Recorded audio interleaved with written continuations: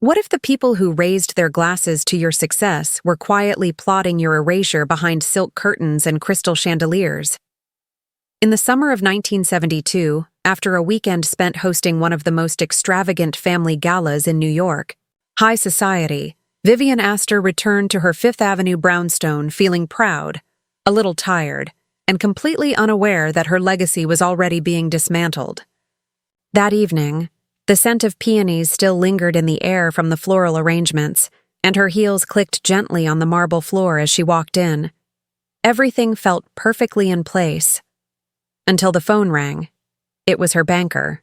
And in the space of a single conversation, Vivian went from being the respected guardian of her family's wealth to the victim of an elaborate betrayal, quietly orchestrated by the very people she had spent years protecting. What happened next was not just about money. It was about identity, silence, and the quiet assumption that one woman's strength could forever be exploited without resistance. This is not a story of revenge dressed in rage. It is a story of justice draped in grace. A story where the calmest voice in the room becomes the one that shakes the foundation, and it begins with a question few dare to ask. What happens when the strong one finally says, "Enough"?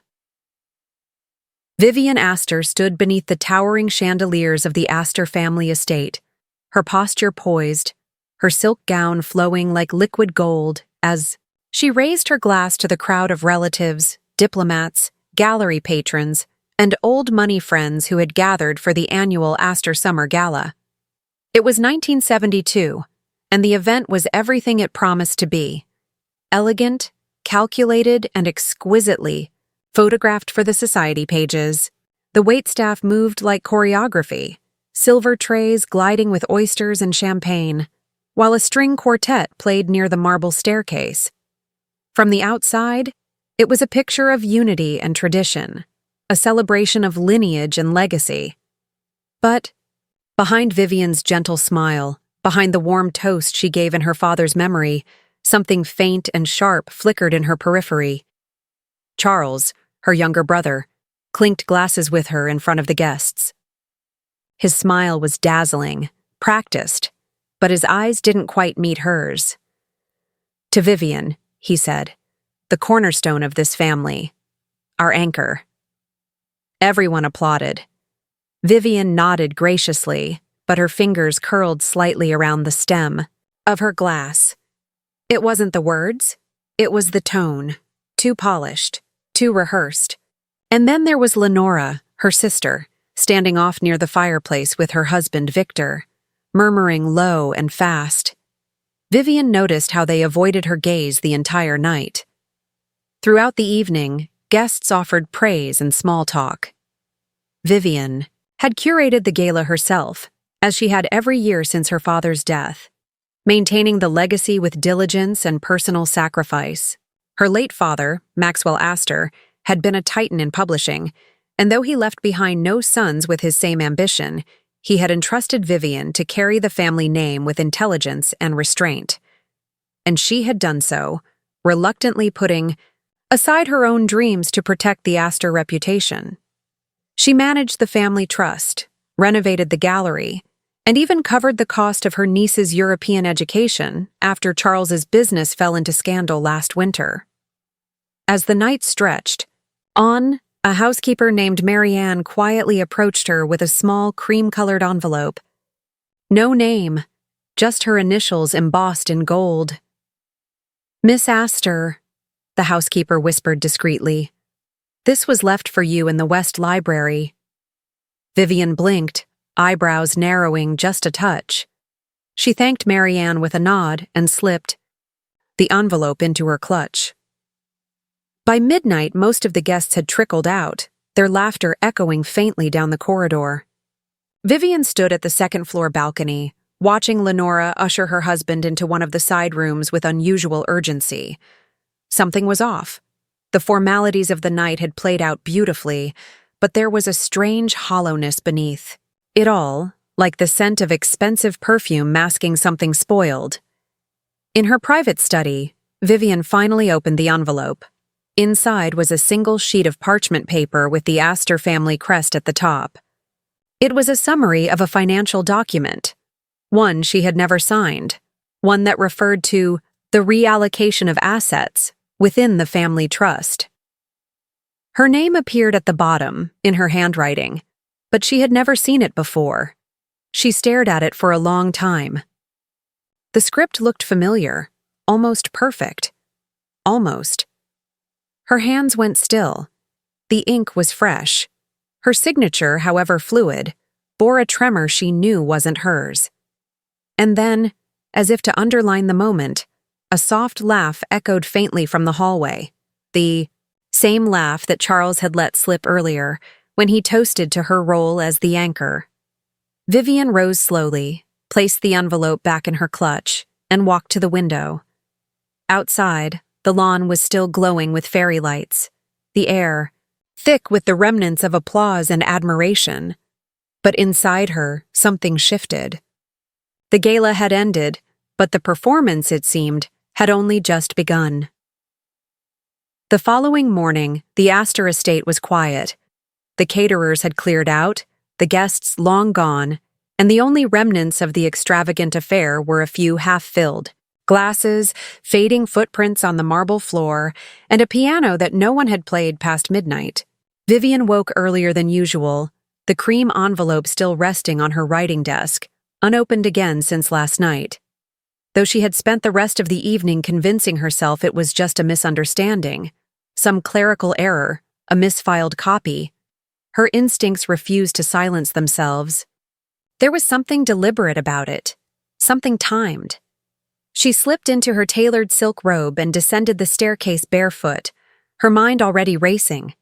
She placed a call to her personal banker, Mr. Ellison, a man known for his discretion and his ability to move mountains in tailored suits and few words. He answered on the second ring. Vivian didn't waste time. "Ellison, I need a complete update on the Astor Family Trust. Everything from the last 30 days. Pull it yourself." She gave no reason. She didn't need to. Within the hour, she sat in her breakfast room, the sun bleeding in through the stained glass windows, flipping through a fresh batch of paperwork that had been hand-delivered by a bank courier in a navy suit.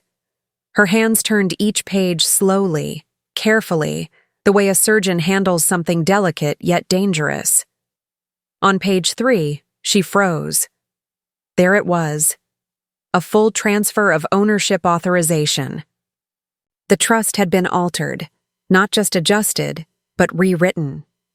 Clauses were amended to give Charles and Lenora legal access to holdings previously restricted to her signature. A private townhouse in Brooklyn Heights, Vivian's personal inheritance from her father, was now listed under joint family assets. But the signature on the authorization bore her name, her full signature, in flowing script, exactly the way she wrote it, except for one thing. The flourish on the final letter R was slightly exaggerated. Her real signature always ended in a subtle upward flick. This one curled, grandiose, theatrical. Someone had tried too hard. She set the paper down, pulse rising, her temples tightening with that familiar pressure that came only when something was unraveling beyond her control. She called Ellison again. "When was this authorization processed?" He sounded hesitant.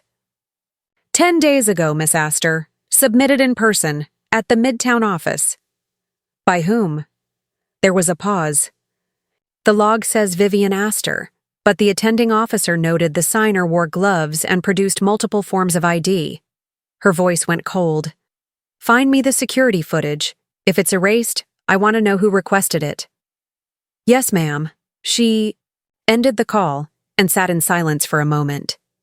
Then, as if drawn by instinct, she opened her antique rosewood filing cabinet and pulled out her ledger of property deeds.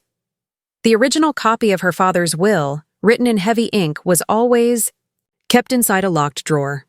When she turned the brass key and opened the drawer, her heart stopped. The will was gone. No papers, no deeds. Just a slim, empty envelope where the documents had been. She stared at the void as if it might blink back at her, but it didn't. only the weight of absence. A knock at the door made her jolt. It was Marianne, the housekeeper. "Pardon me, Miss Astor. Mr. Charles called earlier. Said he would stop by before noon to discuss something family-related. Shall I prepare the tea room?" Vivian took a breath, stood up, and replied, with calm precision, "No. Tell him I'll meet him in the study." She walked back upstairs, her robe brushing the hardwood floor like a queen's train. Her reflection caught in the tall hallway mirror, poised, polished, but her eyes no longer smiled. Something inside her had begun to harden, not from anger, but from clarity. This wasn't a mistake. This was a theft wrapped in civility, a betrayal polished with etiquette. And the people behind it weren't enemies. They were kin. As she changed into a dark green day dress, she paused briefly at her vanity. She reached for her father's watch, a gold timepiece she hadn't worn in years. She fastened it to her wrist, slow and deliberate. The face still ticked in perfect rhythm, as if reminding her, there's still time, but not to grieve, to act. Downstairs, she picked up the falsified authorization one more time, smoothed its corners, and whispered under her breath as she tucked it into her satchel, "Let's see how deep the rot goes." Vivian arrived at the estate just before noon, the Rolls-Royce gliding over the gravel with a grace that belied the storm she carried within her.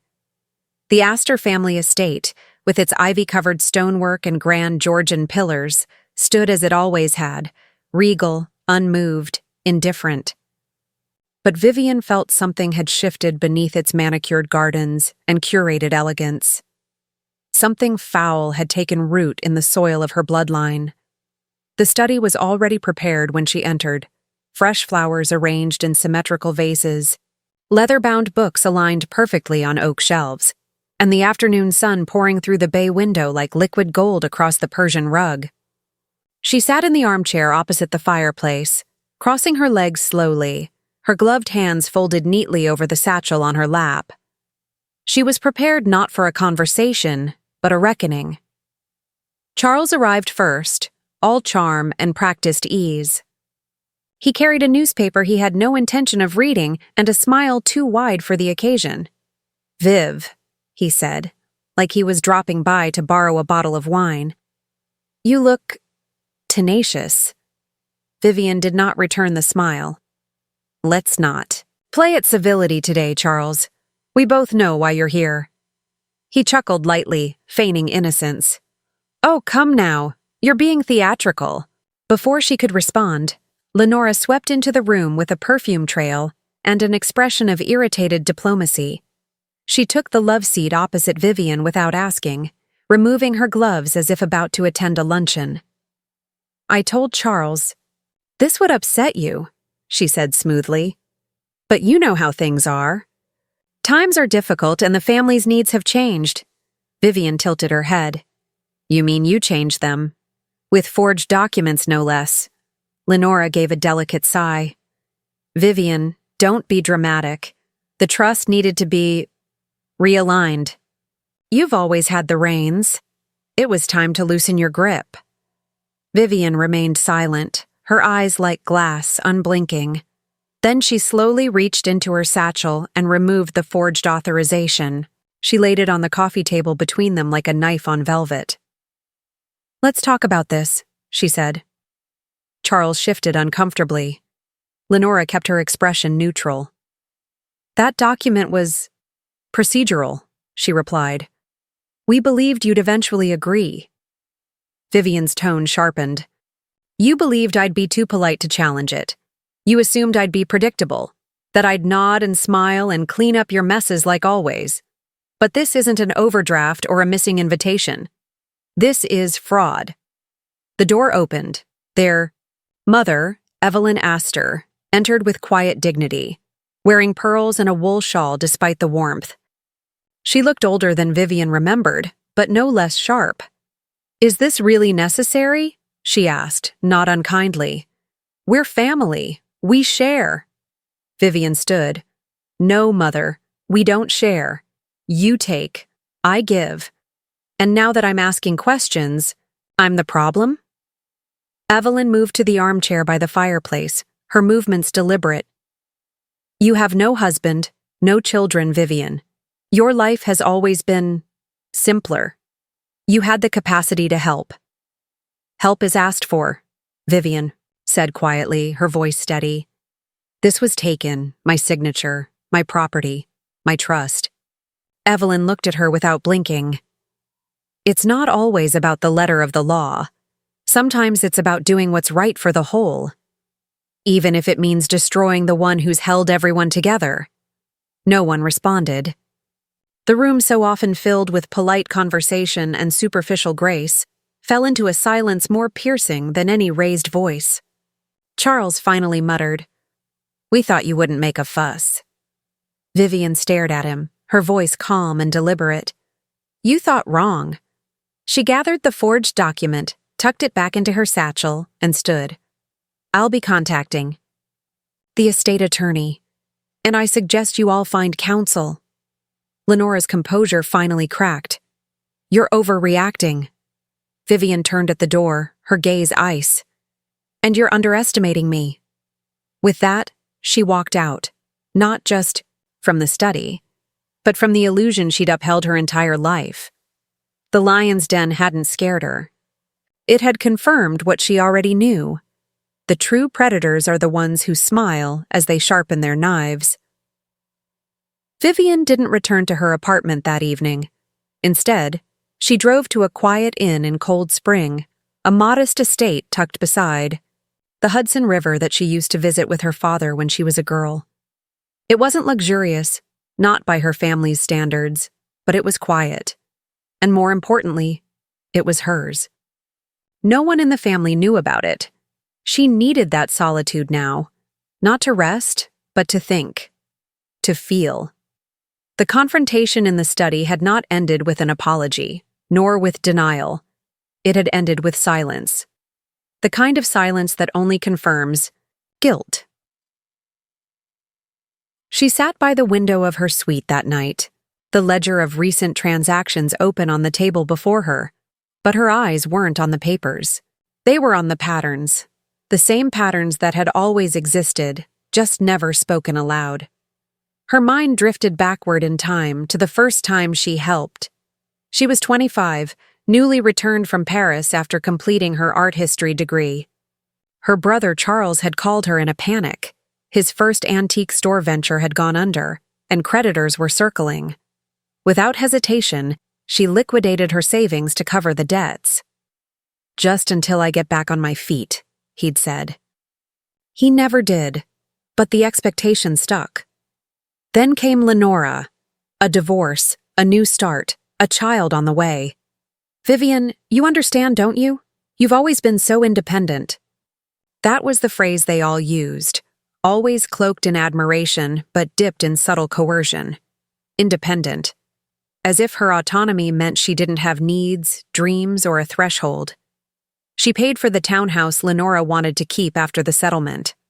She funded her niece's ballet lessons and summer abroad in Florence. None of it ever came with a thank you note. Just a new request. Vivian remembered the calls at midnight, her mother needing help with back taxes on the estate, her father's grave maintenance fees, a donation request to the church in his name. It was never just one thing. It was the belief that she would take care of it, because she always had. And still, they had dared to forge her signature. She opened a small red leather journal she had kept for years, tucked between classic volumes of poetry on her bookshelf. She began turning the pages, each one listing the help she'd given over the years, a $3,200 payment to save Charles's second store from eviction, $7,000 for Lenora's medical expenses when her daughter had appendicitis. The list went on: property taxes, car repairs, legal retainer fees when Victor, Lenora's husband, had been caught embezzling from a client. Even the renovations on Nia, the guest house, had quietly been funded by Vivian. It was always presented as an emergency, always just this once. And yet the emergencies never stopped. No one else ever offered to contribute. No one else ever asked how she was coping. When she once mentioned taking a sabbatical from the gallery, her mother had laughed softly and said, "You? Take time off? You'd go mad with nothing to manage." The memory stung more now. Vivian thought of the vacations she never took, the apartment upgrades she postponed, the painting classes she always intended to sign up for but never did. All because of them. Because every time she opened her mouth to say no, someone reminded her how lucky she was, how childless, how unburdened. But she was burdened. With their lives, with their emergencies, with the unspoken contract that she was the lifeboat they all swam toward when they began to sink. And she had let it continue, not because she was weak, but because somewhere deep inside, she believed that being needed meant being loved. She closed the journal slowly, her fingers, pressing the cover shut like sealing a wound. It wasn't just the forgery that had broken something. It was the realization that this betrayal had been years in the making, layered over decades of taking without asking, entitlement masked as closeness. They had never once seen her. Not really. They saw a vault with a heartbeat, a problem solver, in a silk dress. Vivian stood and looked at her reflection in the window, framed by moonlight. She looked calm, elegant, in control. But now, for the first time, she wasn't going to be silent. She wasn't going to rescue anyone else from the mess they made. The pattern was clear, but so was her next step. The question was no longer what they would take from her. It was what she was finally willing to take back.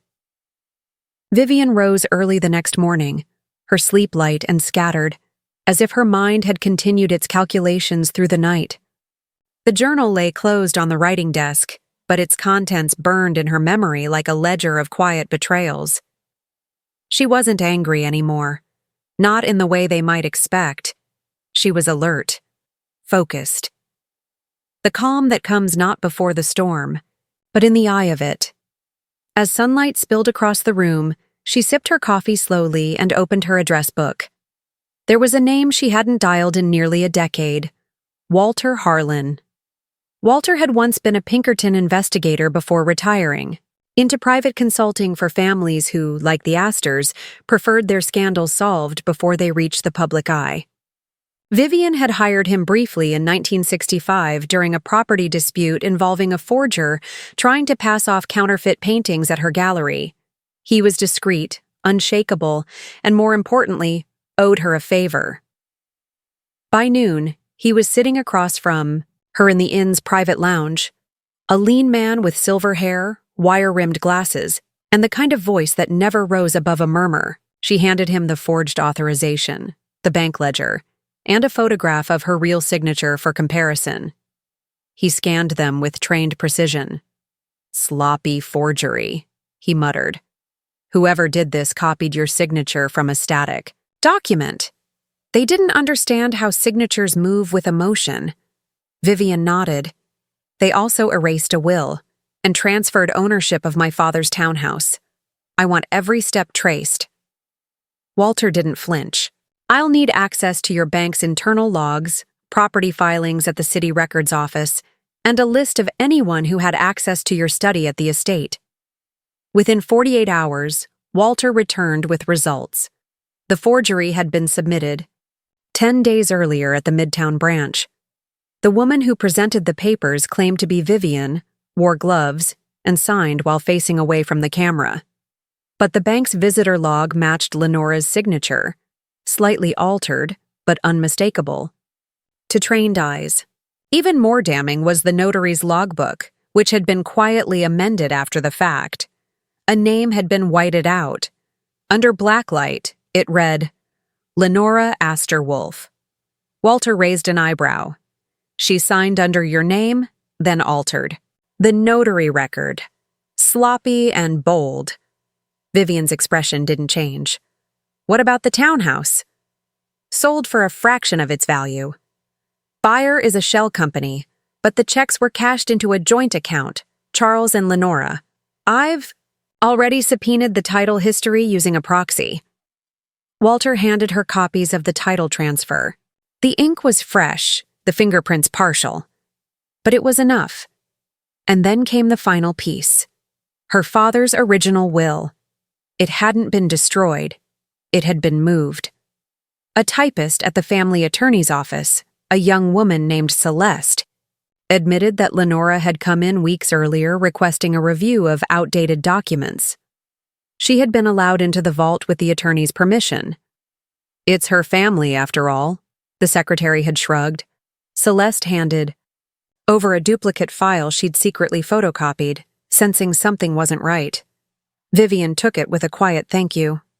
It was all there, the unaltered clauses, the original trust structure, and a handwritten note from her father that read, "Vivian is to have final say. She has always been the one with clear judgment." She stared at that sentence for a long time. That evening, Vivian sat on the terrace of the inn, her papers organized in neat piles before her, her posture still, regal, unshaken. The calm she felt now wasn't relief. It was certainty. She had the evidence. She had the truth. And she had something none of them anticipated: resolve without sentiment. They had moved against her as if she were blind, passive, predictable. But now the game had shifted, and they hadn't realized yet that they were no longer the ones holding the board. 1 week later, Vivian sent out the invitations.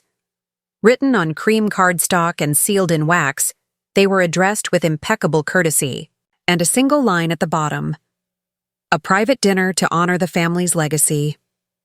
Lenora received hers during her mid-morning manicure, Charles while browsing cufflinks at Bergdorf Goodman. Even Evelyn, their mother, accepted the invitation without question. After all, Vivian had always been the family's organizer, the one who kept traditions intact. On the night of the dinner, the Astor estate glowed with soft lamplight and the flicker of candle flames reflecting off crystal and polished silver. The long mahogany table in the formal dining room was set for 6, though only 5 chairs would be filled. Vivian, in a deep navy dress and a pair of sapphire earrings once owned by her grandmother, oversaw every detail. The menu was classic: roast duck, asparagus in hollandaise, and pears poached in wine for dessert. Nothing to provoke suspicion, nothing out of place. When her family arrived, there were pleasantries. Lenora commented on the centerpiece. Charles poured himself a glass of wine with casual ease. Evelyn settled at the head of the table, her pearls catching the light. Conversation fluttered around predictable topics: art, weather, investments, until Vivian cleared her throat gently and said, "Before we begin the meal, I'd like to share something." She placed a manila folder on the table and opened it. With slow precision. Inside were neatly organized documents: a photocopy of the forged authorization, the notary's logbook, Celeste's witness statement, and the unaltered version of her father's will. She did not raise her voice. She did not accuse. She simply laid the truth bare, page by page, while her siblings sat in stiffening silence. Lenora was the first to speak. "Vivian, this is completely unnecessary." Charles laughed nervously. "Come on, Viv. This is a family dinner, not a courtroom." Vivian folded her hands calmly. "A courtroom may be next. That will depend on how honest you're willing to be tonight." Evelyn set down her wine glass. "You're taking this too far. There's no need for dramatics." Vivian didn't flinch. "There's no need for theft either, and yet here we are." Charles leaned forward. "We didn't steal anything. We redistributed. We ensured everyone had access. You've always had control. Don't act like you're the victim." Vivian turned to him, her gaze level.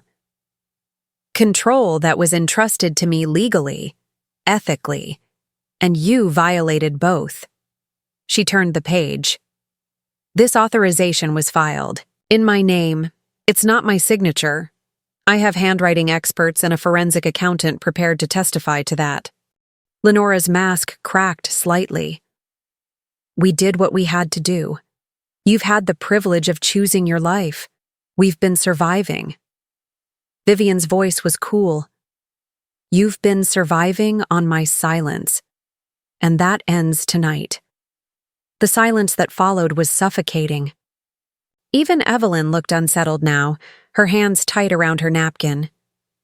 Vivian continued, "The townhouse is no longer in your name. I've frozen the shell company's assets. The trust has been locked pending investigation, and our family attorney has been notified."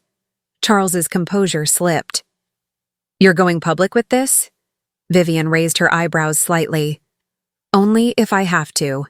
But if any one of you attempts to obstruct or conceal further actions, I'll do more than go public. I'll make sure your names are associated with every page of that court file." Evelyn spoke softly now. "You're tearing the family apart." Vivian met her gaze. "No, you did that the moment you decided loyalty was owed to everyone but the one who held you together." No one touched their food. The candles burned lower. Vivian stood slowly, gathering the folder. She paused at the door. "This isn't just about property or money, it's about principle. About finally refusing to be the quiet one who fixes everything. You've mistaken my kindness for obligation. That was your first mistake." And with that, she turned and walked out, the sound of her heels echoing through the marble hall. Behind her, the table remained untouched. And for the first time in the Astor estate's long history, no one had the appetite to pretend things were still as they once had been. The fallout began quietly. At first. 3 days after the dinner, Vivian received a call from the family's longtime attorney, Gregory Talmadge. His voice, usually smooth and diplomatic, now trembled faintly beneath layers of caution. "Vivian, I've just been contacted by a representative from the district attorney's office. They've requested full access to the Astor Trust files and transaction history. Is this your doing?" She answered simply, "It's justice, Gregory. Long overdue." By the end of the week, formal notices had been served. The once untouchable veil of Astor discretion began to fray as subpoenas were delivered to Charles and Lenora. Their protests were swift and noisy. Charles tried to stall through his attorney, claiming it was a misunderstanding among siblings. Lenora, ever poised in public, privately called Vivian late one night, her voice sharp with desperation. "You don't have to go this far. We're family. What will people think?" Vivian listened in silence, then responded in a single line, before hanging up. "They'll think the truth finally caught up with you. The family's bank accounts were frozen under suspicion of fraudulent activity. Charles's antique store, already on shaky ground, was raided by investigators. Records revealed he had laundered small amounts from the trust to keep his failing business afloat. His shop was shut within the month, and the sign bearing his name removed in the middle of the night. Lenora's troubles multiplied rapidly. Her husband, Victor, was summoned before the bar for ethical violations linked to his role in the forged notary documents. Within weeks, his license to practice law was suspended. A second hearing was pending. Their Upper East Side apartment, heavily leveraged under the assumption that trust funds would cover the mortgage, was listed for urgent sale. Evelyn, the matriarch, received a personal notice from the Office of Financial Oversight. Though not directly charged, her involvement as a passive facilitator, having knowingly benefited from redistributed funds, was under quiet review. She did not attend her weekly bridge circle for the first time in 20 years. When asked about her absence, she simply said she was resting. Vivian watched the unraveling with the stillness of someone who had already grieved. This was not vengeance, it was the inevitable consequence of decades of unchecked entitlement, and for once, she was not the one absorbing the cost. One morning, while preparing tea in her downtown apartment, she received a letter, not from a lawyer, but from her former governess, Eleanor Hawthorne. Written in graceful cursive, the letter read, "I read about what happened in the financial pages. I don't pretend to know all the details, dear, but I do know this. Your father always said you were the only one in the family who understood both duty and truth. He was right. You've done what even he was too afraid to do." Vivian sat with the letter in hand for several minutes, letting the words settle. Eleanor, who had once held her hand through night terrors and heartbreaks, had understood more from a newspaper headline than her own blood relatives ever had through years of closeness. And then came the press. A society column in the New York Herald ran a feature titled, "Astor Heiress Uncovers Family Fraud in Landmark Legal Move." Though Vivian had done nothing to court publicity, her name carried weight. Reporters began calling her gallery. Requests for interviews piled up. She declined them all. Still, the story spread quietly through Upper Manhattan and into drawing rooms across the Hamptons. How the Astor daughter, once so silent, had unseated her own siblings in a wave of ice-cold precision. Some admired her. Others whispered warnings, but no one could deny the brilliance of her strategy. She hadn't shouted, she hadn't stormed. She had simply documented, prepared, and struck with timing that was devastating in its elegance. Even Gregory, the family lawyer, confessed in a private letter, "In all my years of managing legacies, I have rarely seen one so boldly reclaimed."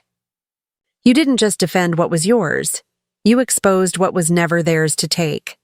That evening, Vivian walked alone through Central Park. The sky was a soft orange and the leaves rustled gently beneath her heels. People passed her without recognizing her face, only occasionally catching a glance at the woman with impeccable posture and a mind miles away.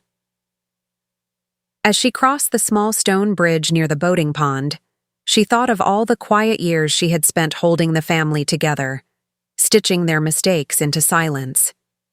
And now, for the first time, she let the silence breathe for her, not as a burden, but as a shield. The consequences had finally arrived, not to punish, but to balance. And she had no need to look back. Vivian didn't celebrate the fallout. She didn't toast to Charles's disgrace or savor the fact that Lenora's name now appeared on legal documents under the heading defendant. That was never the goal.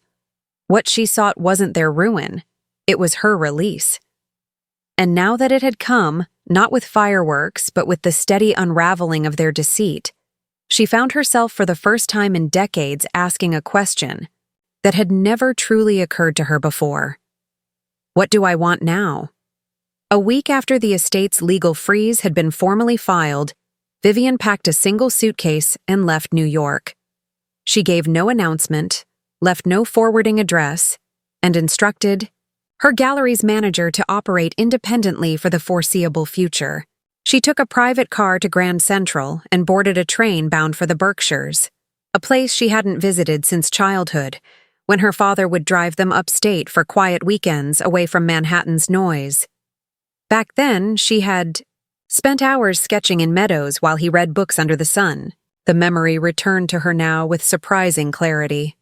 She arrived in the small town of Lenox under light spring rain, checked into a modest but sunlit cottage near the edge of a forest, and for the first 3 days did nothing but walk. No calls, no lists, no meetings, just silence and the sound of birds she hadn't noticed in years. And as the quiet settled around her, something inside her slowly began to breathe. Vivian spent her mornings by the large bay window of the cottage, sipping coffee and reading from old volumes of poetry.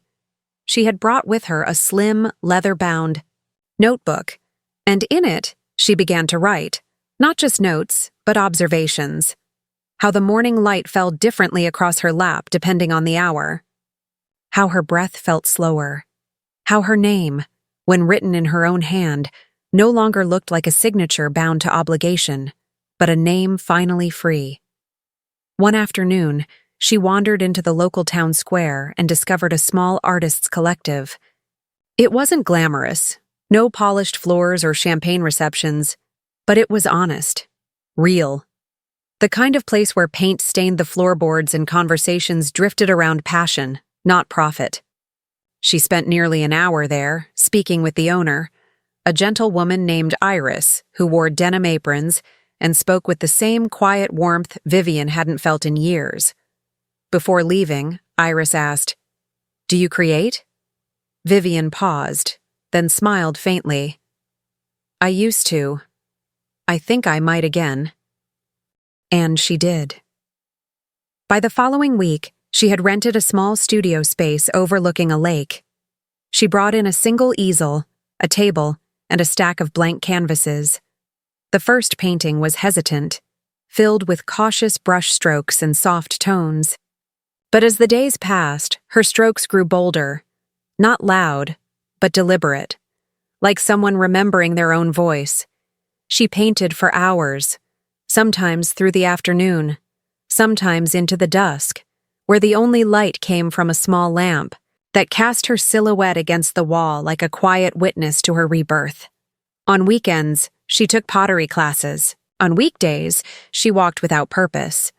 Occasionally, she met someone new, a violinist who had left Boston after heartbreak, an elderly couple who ran a bookstore out of their barn, a young woman who reminded Vivian of herself decades ago, just trying to find space to be.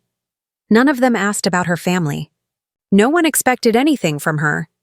It was in that freedom from expectation, from legacy, from inheritance, that Vivian began to rediscover herself, not as the anchor of a family, not as the trustee of a fading empire, but as a woman who had finally learned the difference between being strong for others and being whole for herself. She wasn't rebuilding the life she had. She was building a new one, quietly, fully, for the first time, completely hers. What Vivian did was not vengeance, it was reclamation. In a world where the generous are often mistaken for endlessly available, her decision to finally draw a line wasn't cruel, it was necessary. This is the unspoken truth about emotional and financial boundaries within families. The strongest ones are often expected to carry the heaviest weight simply because they seem fine. But just because someone carries it well doesn't mean it isn't crushing them. Psychologically, what we witness here is a classic pattern of empath burnout, where one person's emotional responsibility is gradually transformed into obligation, then entitlement. Vivian broke that pattern, not with shouting, not with scandal, but with evidence, clarity, and a refusal to be erased by the very people who once toasted to her success. Her quiet revenge wasn't about destruction. It was about restoration of truth, self-respect, and identity. What about you? Have you ever been the one expected to hold everything together, even when it was tearing you apart? Tell us in the comments. Do you think Vivian was right to walk away from her family to protect herself? And if this story moved you in any way, consider subscribing for more real-life tales that explore the deep power of self-worth, justice, and emotional truth.